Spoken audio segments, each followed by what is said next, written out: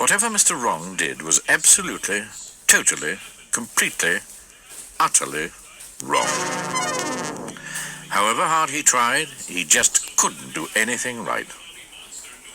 Just look at his house. One fine morning, Mr. Wrong woke up. He hadn't slept very well because of the way he'd made his bed the day before.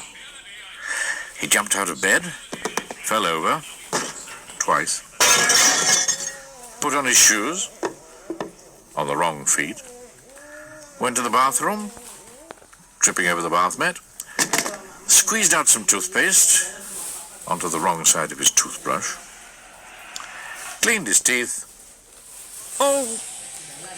and went downstairs. Bump, bump, bump, bump, bump, bump, bump, bump. Not a very good start to the day. In fact, his usual wrong start to the day. In his kitchen, Mr. Wrong poured some milk onto his cornflakes and missed.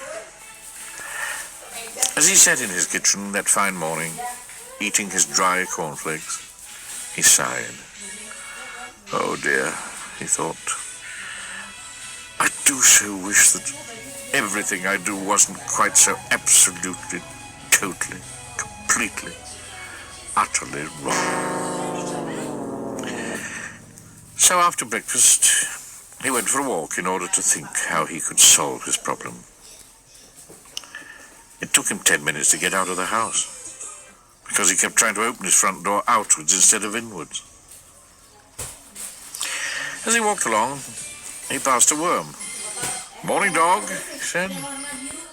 The worm grinned. He was used to Mr. Wrong. He met a postman. "Morning, Mr. Wrong," called the postman cheerfully. "Morning, doctor," replied Mr. Wrong. Oh dear. He met Earl and Mrs. Twinkle, who lived down the lane. "Good morning, Mr. Wrong," she smiled.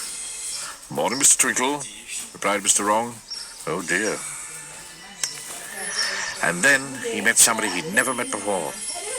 Somebody who sort of looked like him, but didn't.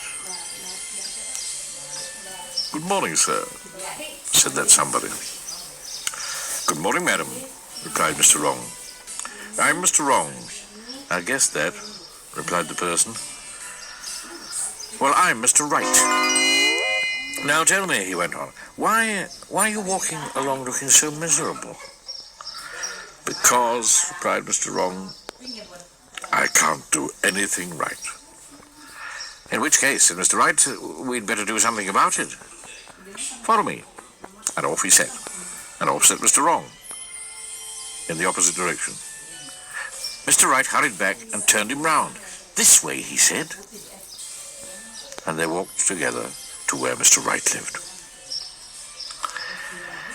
It was a house which somehow looked something like where Mr. Wrong lived, but different. Mr. Right took Mr. Wrong into his living room. "I think," he said, "that the only way you are ever going to change is for you to come and live with me for a while. And you may end up by being not quite so absolutely, totally, completely, utterly wrong about everything. Sit down," he said, "and we'll talk about it." Mr. Wrong sat down and missed. Mr. Wrong stayed with Mr. Right for a month, and during that time he changed. After 1 week he was slightly less wrong than he had been before.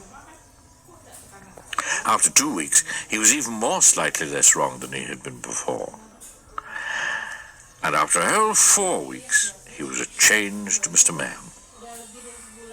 You could hardly tell the difference between him and Mr. Wright. Don't you agree? Mr. Wright was delighted. Told you, he cried. Told you that everything about you might end up by being not quite so absolutely, totally, completely, utterly wrong. In fact, he continued, you've really turned out all right. Mr. Wrong blushed. It was quite the nicest thing anyone had ever said to him in the whole of his life. And he went home and lived happily and right ever after. Now, you'll probably think that that's the end of the story, don't you? But it isn't. And the reason it isn't is because of what happened to Mr. Wright. The trouble was, you see, that the longer Mr. Wrong had stayed with Mr. Wright, and the more right Mr. Wrong became, the more wrong Mr. Wright had become. Isn't that extraordinary? Oh dear, he sighed. My plan didn't quite work out the way I'd planned it after all. And he went to bed in the bath.